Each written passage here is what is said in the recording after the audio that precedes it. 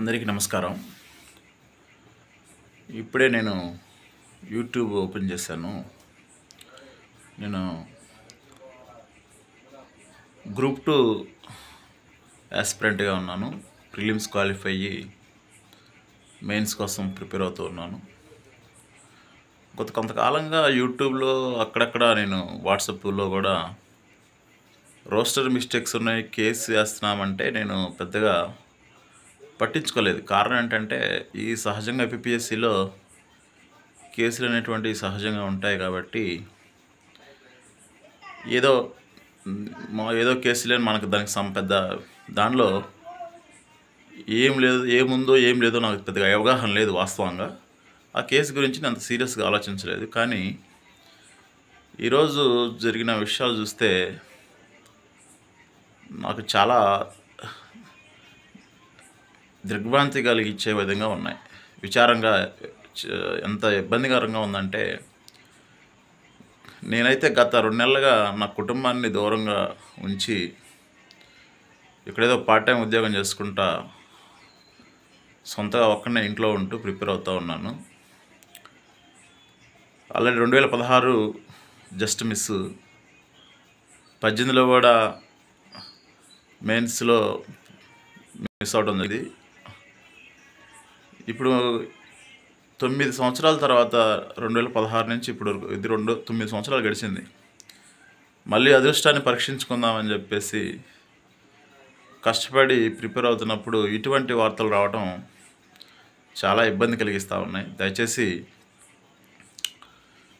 ప్రభుత్వ పెద్దలు దయచేసి మీరు అసలు దీని గురించి ఏంటి అనేటువంటిది మాకు తెలియపరచండి. ఇక్కడ ఎంతగానో ఇబ్బంది కలుగుతూ ఉంది. ఏంటంటే అసలు రోస్టర్ మిస్టేక్స్ నిన్న స్వయంగా అఫీషియల్గానే కోర్టు వారికి, హైకోర్టు వారికి అడ్వకేట్ గారు చెప్పారంటే, అడ్వకేట్ జనరల్ చెప్పారంటే, అంటే మిస్టేక్స్ ఉన్నా కానీ ఎగ్జామ్ కండక్ట్ చేస్తామనే ధోరణి ఎందుకు సార్ మీరు అట్లా చేస్తూ ఉన్నారు? మాకు అర్థం కాలేదు.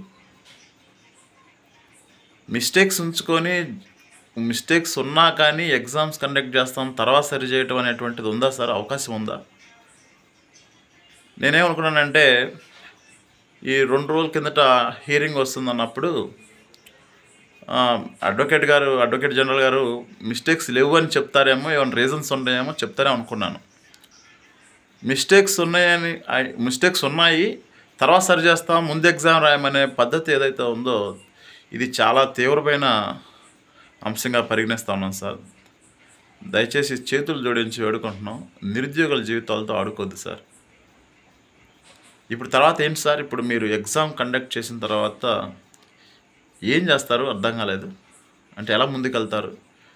దయచేసి దీని గురించి ఏపీపీఎస్సీ వారు నిరుద్యోగుల తరపున ఈ బాధలు వ్యక్తం చేస్తున్నారు, అందరికీ సమాధానం చెప్పండి సార్.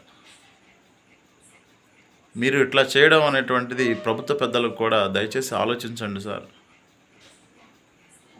ఇది ఎంతగానో 92,000 మంది విద్యార్థులను ఎంతగానో ఇబ్బంది పెడుతుంది.